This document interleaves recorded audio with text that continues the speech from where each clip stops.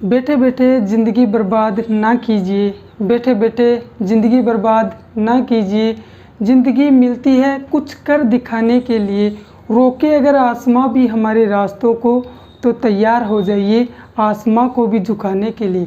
Hello everyone, मैं अजय सक्करवाल एक बार फिर आप सभी का स्वागत करता हूं हमारे YouTube channel chemistry Chandiwal academy में।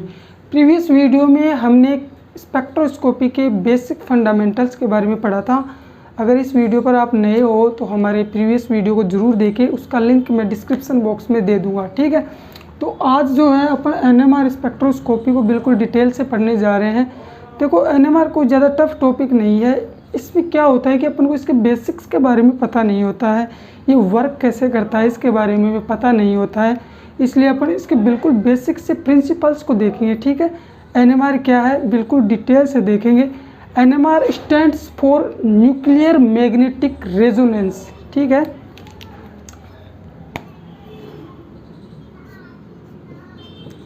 Nuclear magnetic resonance. देखो, न्यूक्लियर मैग्नेटिक रेजोनेंस का मतलब आप कुछ देर में जान जाओगे। इससे पहले मैं आपको बता दूं बेसिकली कि न्यूक्लियर का मतलब यहाँ पर हम जो है न्यूक्लियर की बात करेंगे। देखो, अपन मॉलिक्यूल लेंगे, मॉलिक्यूल में एटम और एटम के अंदर अपन न्यूक्लियर लेंगे, उस न्यूक्लियर की बात यहाँ पर करेंगे। मैग्नेटिक का मतलब ज़रूर यहाँ पर मैग्नेटिक फील्ड की बात होएगी। और रेजोनेंस का मतलब स्टेबिलिटी से अपने को मतलब है। ये स्टेबिलिटी वो ऑर्गेनिक वाली स्टेबिलिटी नहीं, स्टेबिलिटी का मतलब कहीं ना कहीं एनर्जी लेवल्स में स्टेबिलिटी की बात करेंगे यहाँ पर अपन। तो देखो, एनएमआर पढ़ने से पहले हमें इसके बेसिक्स के बारे में ध्यान होना चाहिए। तो सबसे पहले अपन इसके बेसिक्स के बारे में चर्चा कर लेते हैं कि एनएमआर के अंदर अपन किस चीज़ की स्टडी करते हैं। तो एनएमआर के अंदर जो है अपन न्यूक्लियर स्पिन ट्रांजिशन की स्टडी करते हैं।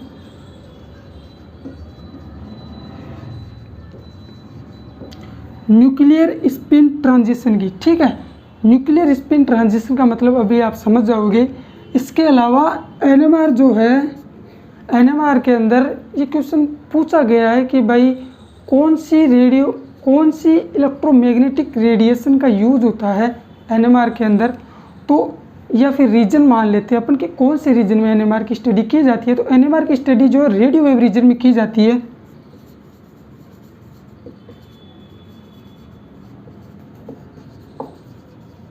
ठीक है। रेडियो वेव रीजन, एनएमआर की स्टडी जो है रेडियो वेव रीजन में की जाती है। रेडियो वेव जो उसकी वेवलेंथ हाई होती है और एनर्जी काफ़ी लो होती है। इसके अलावा जो है एनएमआर स्पेक्ट्रोस्कोपी के अंदर होता क्या है, बेसिकली हमारे पास यहाँ पर एक ग्राउंड स्टेट है ये, और ये इसकी एक्साइटेड स्टेट है। इस ग्राउंड स्टेट के ऊपर हमारे पास कोई भी न्यूक्लियस है, ठीक है, जिसे मैं क्लॉकवाइज स्पिन दिखा रहा हूँ। जैसे यहाँ से जो है मेरी रेडियो वेव आएगी, तो यहाँ से जो एक ग्राउंड स्टेट है अपने न्यूक्लियस का, वो इस रेडिएशन का एब्जॉर्प्शन कर लेगा। किसका? एनर्जी का। यहाँ से जो है एनर्जी का एब्जॉर्प्शन होगा, और एनर्जी को एब्जॉर्ब करके ये जो स्पिन है इसकी डायरेक्शन चेंज हो जाएगी। जैसे यहाँ पे अगर क्लॉकवाइज है तो एक्साइटेड स्टेट में ये जाके इसकी डायरेक्शन एंटी क्लॉकवाइज हो जाएगी, ठीक है। देखो, न्यूक्लियस कहीं नहीं जाएगा, न्यूक्लियस यही रहेगा। न्यूक्लियस में एक्साइटेडमेंट का मतलब है कि ये अपने स्पिन को चेंज कर लेगा। तो यहाँ से अपन बोल सकते हैं कि देखो, एग्जाम में क्वेश्चन आया हुआ है कि which are the following is absorption spectroscopy. तो मैं बता दूं आपको, जो अपनी एनएमआर स्पेक्ट्रोस्कोपी है वो एक एब्जॉर्प्शन स्पेक्ट्रोस्कोपी है, ठीक है। ये अपने स्पेक्ट्रोस्कोपी के बिल्कुल बेसिक्स है। इसके बारे में इसके बाद अपन देखेंगे कि एनएमआर वर्क कैसे करता है, एनएमआर के क्या प्रिंसिपल्स हैं, अपन देख लेते हैं उस चीज़ को।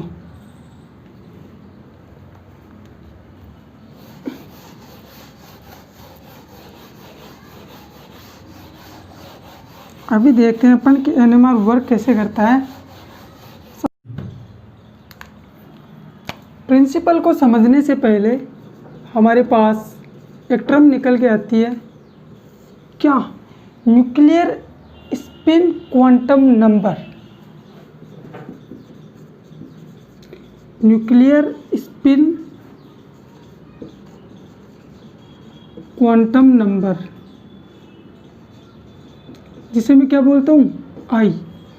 यानी कि इसे मैं आई से डिनोट कर रहा हूँ। ये आई क्या है? ये उसी प्रकार है जिस प्रकार इलेक्ट्रॉन के लिए इलेक्ट्रॉनिक स्पिन क्वांटम नंबर होता है, उसी प्रकार न्यूक्लियस के लिए न्यूक्लियर स्पिन क्वांटम नंबर आई होता है। और इलेक्ट्रॉन के लिए बेसिकली आपको पता होगा उसे एस से डिनोट करते हैं और उसकी स्पिन मल्टीप्लिसिटी 2s+1 से काउंट की जाती है कि कितने पॉसिबल स्पिन स्टेट है उसके अंदर। इसी प्रकार न्यूक्लियाई की अगर मैं बात करूं तो इसकी जो है स्पिन स्टेट जो है 2i+1 से कैलकुलेट करते हैं, ठीक है। तो इसके अलावा अपने को ये पता होना चाहिए कि कौन सा न्यूक्लियस जो है वो स्पिन एक्टिव होगा, कौन सा जो है स्पिन इनएक्टिव होगा। देखो सारे न्यूक्लियस जो है वो स्पिन एक्टिव नहीं होती, उसके लिए भी कुछ रूल्स होते हैं। वो रूल्स मैं आपको बता देता हूँ।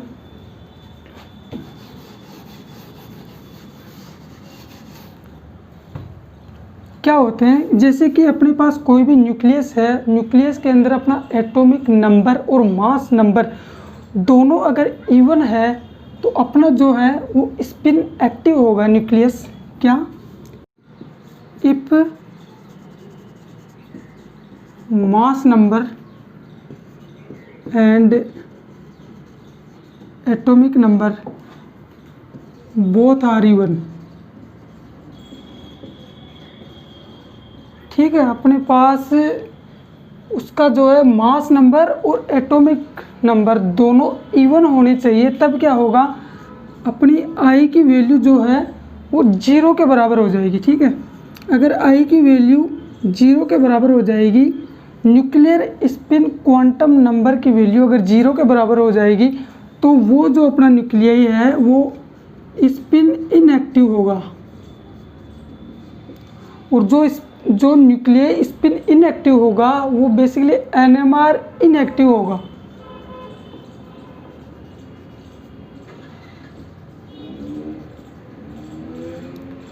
ठीक है। इसके अलावा कौन सा न्यूक्लियाई है जो फिर एक्टिव होगा? जो एक्टिव होगा उसके लिए आई की वैल्यू जो है वो 0 के इक्वल नहीं होगी, और 0 के इक्वल अगर नहीं होगी तो वो न्यूक्लियाई अपना स्पिन एक्टिव होगा, और जो न्यूक्लियाई स्पिन एक्टिव होगा वो NMR एक्टिव होगा, ठीक है। तो देखो ये आई की वैल्यू 0 के बराबर किसके नहीं होगी मैं बता दूं, उसमें क्या होगा, इसके अलावा जो अपना मास नंबर वो ओड हो और एटॉमिक नंबर इवन हो, या फिर मास नंबर इवन हो, एटॉमिक नंबर ओड हो, या फिर बोथ आर ओड हो, तीनों कंडीशंस के अंदर क्या होगा, अपना आई की वैल्यू 0 नहीं होगी और अपना स्पिन एक्टिव होगा और वो NMR एक्टिव हो जाएगा, ठीक है। नेक्स्ट कंडीशन कौन सी आती है?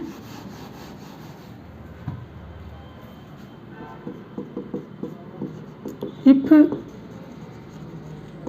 Mass number odd and atomic number even, ठीक है। तीसरी कंडीशन कौन सी आएगी? If mass number even and atomic number odd,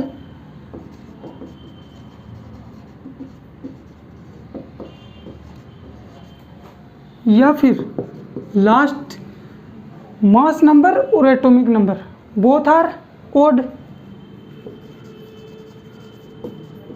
mass number and atomic number both are odd. तो इन तीनों कंडीशंस के अंदर अपनी आई की वैल्यू जो है वो 0 के बराबर नहीं आएगी। वो कैसे? चलो अपन इधर देख लेते हैं एक बार कि आई की वैल्यू जैसे कि मैंने बताई, आई की वैल्यू 0 किसके बराबर आएगी, ये आएगी अपने पास मास नंबर और एटॉमिक नंबर है दोनों इवन होने चाहिए। इसका मैं एग्जांपल बता दूं आपको, जैसे कि अपने पास एट ऑक्सीजन 16, इसके लिए आई की वैल्यू 0 होती है। इसके अलावा अपना हीलियम है 2, हीलियम 4, इसके लिए आई की वैल्यू 0 होती है। ये आई की वैल्यू हमें क्वांटम मैकेनिक्स बताती है, ठीक है। तो अब इन दोनों के लिए 0 है तो ये दोनों NMR इनएक्टिव होंगे। और यहाँ पे अगर मैं आपको एग्जांपल दूँ तो अपना जो हाइड्रोजन परमाणु है अपना प्रोटॉन के लिए 1H1 के लिए देखेंगे तो बोथ आर ओड नंबर में है, इसलिए यहाँ पर आई की वैल्यू 0 नहीं होगी, ठीक है। आई की वैल्यू 0 नहीं होगी तो यहाँ पर आई की कुछ ना कुछ वैल्यू होगी, यहाँ पर आई की वैल्यू हाफ होती है, ठीक है।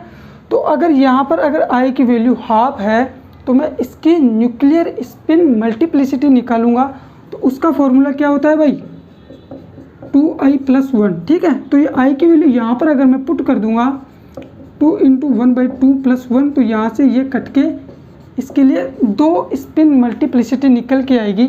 यानी कि मैं बोल दूँ जो अपना हाइड्रोजन है हाफ है वो 2 स्टेट में स्प्लिट हो जाएगा, बोले तो +½ और -½ ठीक है।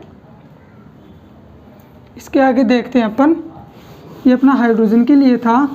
और क्लोरीन के लिए, जैसे क्लोरीन के लिए देख लेते हैं अब अपन। क्लोरीन जो है वो भी NMR एक्टिव ही तो होता है भाई, ठीक है। जैसे क्लोरीन का अपने पास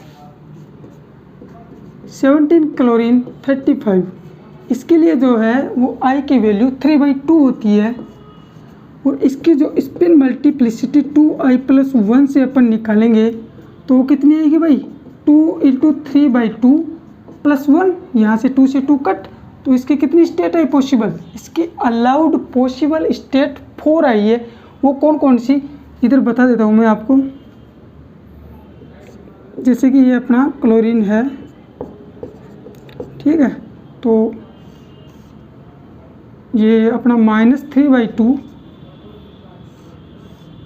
ये -1/2 और ये अपना +1/2 और ये है अपना +3/2, यानी कि ये 4 स्पिन स्टेट में स्प्लिट हो जाएगा, ठीक है। इसके अलावा देखो यहाँ तक तो कहानी ठीक है, लेकिन जैसे ही मैं आपको बताऊँ कि in the absence of external magnetic field, अगर मैं किसी भी न्यूक्लियाई पर एक्सटर्नल मैग्नेटिक फील्ड नहीं दे रहा हूँ तो वो न्यूक्लियाई जो है उसकी एनर्जी सेम होगी। और जैसे ही मैं उसको एक्सटर्नल मैग्नेटिक फील्ड दे दूँगा तो वो जो न्यूक्लियाई है उसकी एनर्जी लेवल्स जो है वो ऊपर नीचे स्प्लिट हो जाएंगे और उसकी एनर्जी में जो गैप आ जाएगा, ठीक है। किस प्रकार से अभी समझते हैं अपन इस चीज़ को।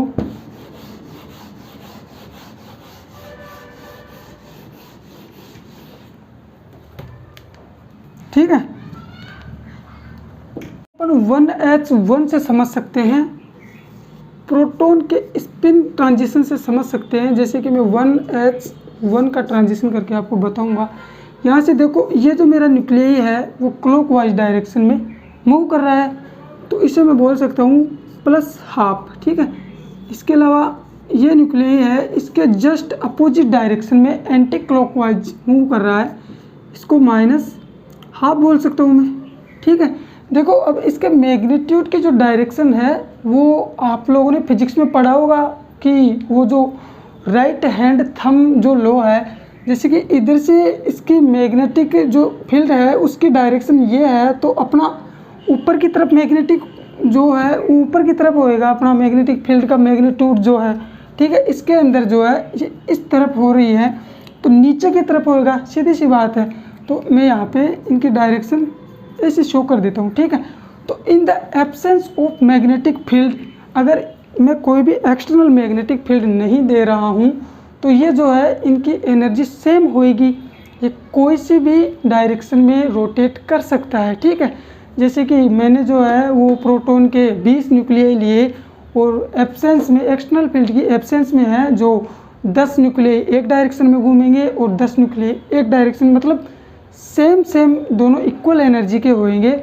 और जैसे ही मैं इस पर एक्सटर्नल मैग्नेटिक फील्ड अप्लाई कर दूंगा तो इसकी जो एनर्जी है वो मतलब कि ये स्प्लिट हो जाएगा 2 भागों में और इनकी एनर्जी में डिफरेंस आ जाएगा। वो कैसे, ये क्या है, इन द एब्सेंस ऑफ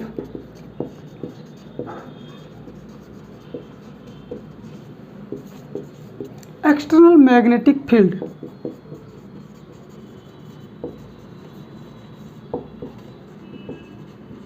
ठीक है, यहाँ पे दोनों की एनर्जी सेम है। जैसे ही मैं यहाँ से एक्सटर्नल मैग्नेटिक फील्ड जिसे बी नोड से डिनोट कर रहा हूँ वो दूंगा मैं, तो इनकी एनर्जी में क्या होएगा, डिफरेंस आ जाएगा। ये क्या है अपना -12 और ये क्या है अपना +12, ठीक है। तो ये क्या है, ये लोअर स्टेट है और ये क्या है अपनी अपर स्टेट है, ठीक है। तो मतलब इसके लिए जो है अपने को कम एनर्जी देनी होगी हाफ वाले के लिए, और जो अपर वाला है नेगेटिव वाला उसके लिए अपने को ज़्यादा एनर्जी देनी होगी।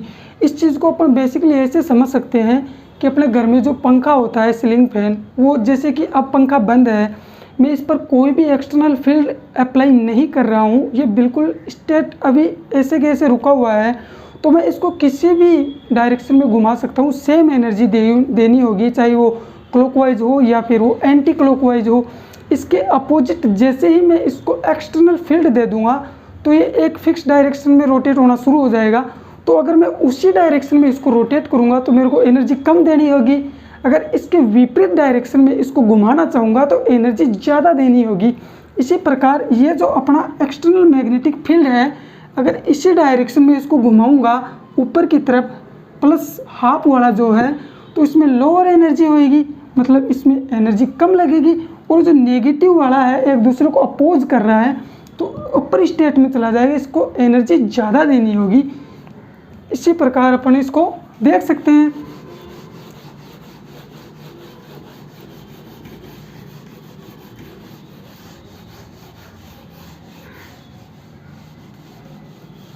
इससे जो है अपन मतलब कि एक अच्छे से डायग्राम से भी समझ सकते हैं, कैसे कि अपने पास जो अपना पॉजिटिवली चार्ज जो न्यूक्लियाई है, आपको पता है प्रोटॉन के कारण अपना न्यूक्लियाई पॉजिटिव चार्ज होता है, ठीक है।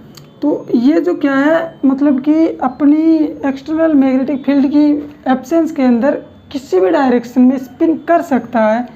जैसे कि मैं बताऊँ आपको, ये है sorry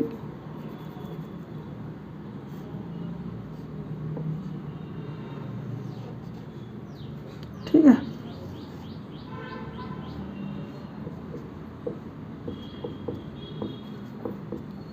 in the absence of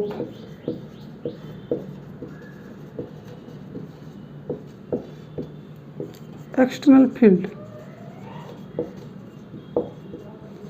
मतलब एक्सटर्नल फील्ड जो है उसकी एब्सेंस में ये कोई भी डायरेक्शन में रोटेट कर सकता है, क्योंकि एक टाइनी मैग्नेट की तरह बिहेव करता है। आपको पता होगा कि ये जो अपने पास न्यूक्लियाई है वो आके चार्ज पार्टिकल है, कोई भी चार्ज पार्टिकल अपनी एक्सिस पर अगर रोटेट करेगा तो वो एक मैग्नेटिक फील्ड जनरेट करेगा, जिसे अपन मैग्नेटिक मोमेंट बोल सकते हैं। तो वो एक टिनी मैग्नेट की तरह बिहेव करेगा, जिसे अपन बार मैग्नेटोन बोलते हैं। तो एब्सेंस में मतलब इसकी कोई डायरेक्शन फिक्स नहीं है। जैसे ही मैं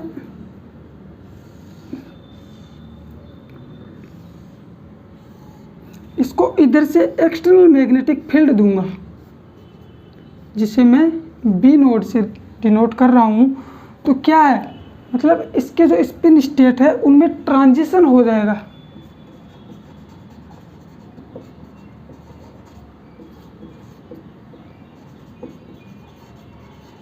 वो कैसे होएगा, ये जो न्यूक्लियाई है ये नीचे की इस जो अपनी एनर्जी स्टेट है इसे मैं लोअर स्टेट बोल रहा हूँ,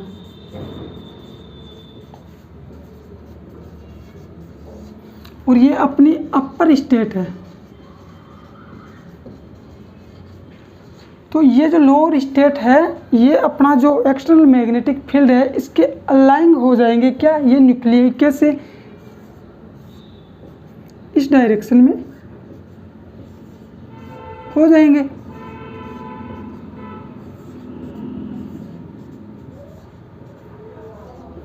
ठीक है, तो ये जो लोअर स्टेट है ये अलाइन हो जाएंगे।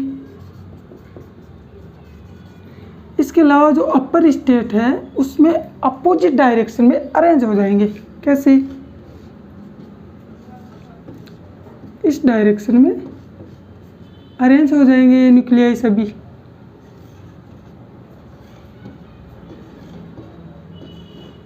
ठीक है भाई, तो अगर ये अलाइन होंगे तो ये सभी अपोज होंगे किसके, एक्सटर्नल मैग्नेटिक फील्ड के।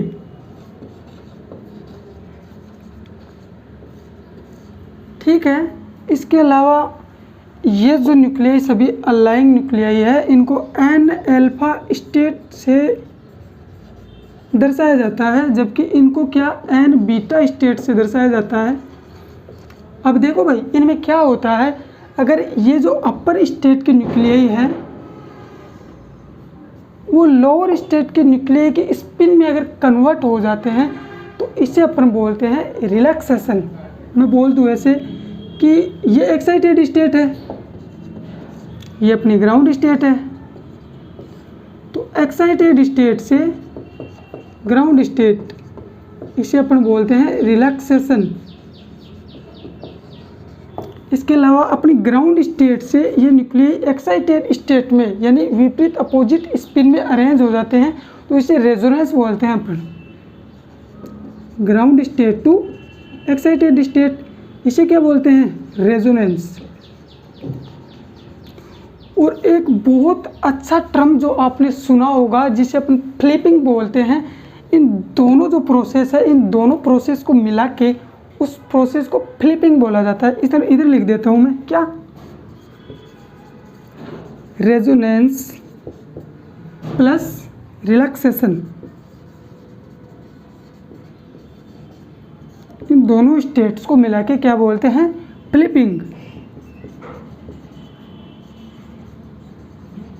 मतलब इन दोनों प्रोसेस से अपना जो न्यूक्लियाई है वो फ्लिप कर जाता है। देखो एनएमआर का जो बेसिक जो फंडामेंटल है वो मैंने आपको आज बता दिए हैं, और इसके जो नेक्स्ट लेक्चर में है अपन देखेंगे कि एनएमआर जो प्रोटॉन है अपने पास उनके सिग्नल्स के बारे में देखेंगे, कितने एनएमआर सिग्नल है। इसके अलावा अपन देखेंगे शील्डिंग और डीशील्डिंग इफेक्ट क्या होता है, बिल्कुल डिटेल से देखेंगे।